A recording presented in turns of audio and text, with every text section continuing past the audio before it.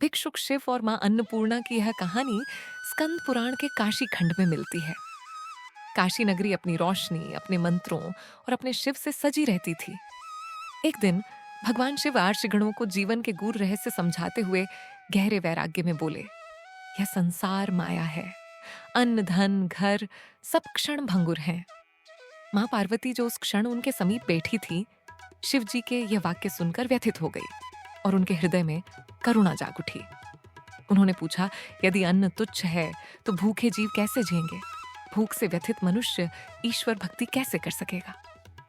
उसी क्षण मां पार्वती ने अन्नपूर्णा का रूप धारण किया और सभा छोड़कर चली गई और यकायक अपनी लीला से काशी से अन्न को ओझल कर दिया।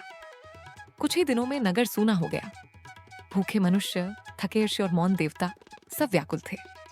तब भगवान शिव को एहसास हुआ कि उनके कथन उचित नहीं थे और अन्न केवल माया नहीं है।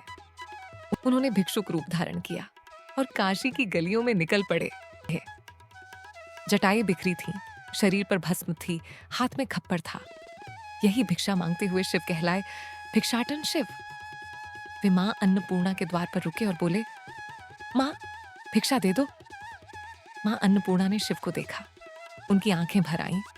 उन्होंने अपने हाथों से उन्हें अन्न परोसा और यह एहसास करवाया कि अन्न ही जीवन है। शिव ने भिक्षा स्वीकार की और मुस्कुराए। उस दिन काशी में फिर से अन्न लौटा और संसार ने समझा वैराग्य तब ही पूर्ण है जब करुणा साथ हो और अन्न ईश्वर का ही दूसरा रूप है। हरि बोल।